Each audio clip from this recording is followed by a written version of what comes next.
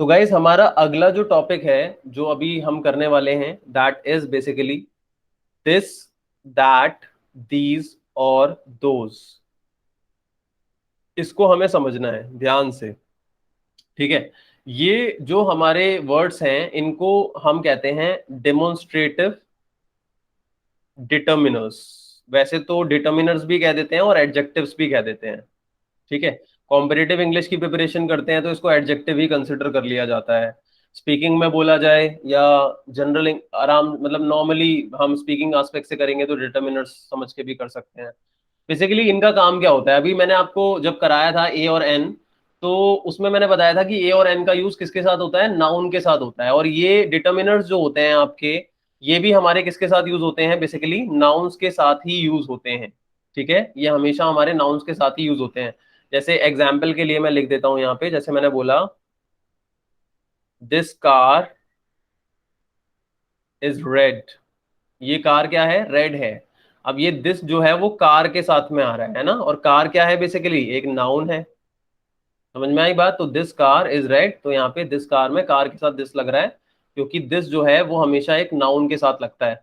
अब इसके बारे में एक मिसकंसेप्शन भी है, कई सारे बच्चे दिस का यूज जो है वो यह के लिए करते हैं और दैट का यूज वह के लिए करते हैं।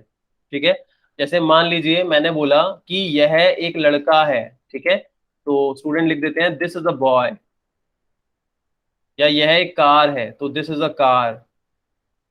वह एक लड़का है तो दैट इज अ बॉय या दैट्स अ बॉय। वह एक टीचर है तो दैट्स माय टीचर। ये गलत तरीके से यूज कर रहे होते हैं ज्यादातर लोग। ठीक है। अब यहाँ पे इसका यूज ज्यादातर तभी होना चाहिए जब इसका यूज नाउन के साथ में हो। हमेशा ध्यान रखो, यह के लिए ना इट का यूज किया जाता है। यह के लिए किसका यूज किया जाता है, इट का यूज किया जाता है जब भी प्रोनाउन के केस के अंदर हम यूज कर रहे हैं यह को। लेकिन अगर मैं बोलता हूं यह एक कार है, देखो यह एक कार है, तो यह के साथ में कोई नाउन नहीं आ रहा ना, तो इसका मतलब यहाँ यह के लिए क्या आएगा, इट आएगा। लेकिन अगर मैंने बोला यह कार मेरी है, यह कार मेरी है, तो भाई यह के साथ कार मतलब एक नाउन आ गया, तो यहाँ यह के लिए इट नहीं आ सकता, इट कार नहीं आ सकता, तो फिर हमें क्या लगाना पड़ेगा, दिस कार लगाना पड़ेगा। समझ में आ गई बात। ठीक है। इसका मतलब कि दिस, दैट, दीज और दोज, ये सारे के सारे जो होते हैं ये हमारे तभी यूज होते हैं जब हम किसी नाउन के साथ इसको यूज कर रहे होते हैं। ठीक है, बिना नाउन के हम इसे यूज नहीं करेंगे। अब इसके अंदर हम डिफरेंस और सिमिलैरिटीज की बात कर लेते हैं कि क्या क्या चीजें सिमिलर हैं और क्या क्या चीजें डिफरेंट है। ठीक है। सबसे पहले हम बात करते हैं दोस्तों दिस की। देखो दिस और दीज ये दोनों के दोनों सेम यूज रखते हैं, लेकिन दिस जो है वो सिंगुलर नाउन्स के साथ यूज होता है और दीज जो है वो प्लूरल नाउन्स के साथ यूज होता है।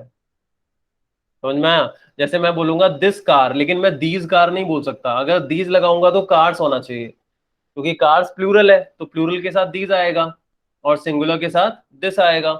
इसी तरीके से अगर हम बात करते हैं नेक्स्ट दैट की, तो दैट भी किसके साथ यूज होगा, सिंगुलर नाउन्स के साथ यूज होगा। और दोज किसके साथ यूज होगा, प्लूरल नाउन्स के साथ होगा। सिंपल है।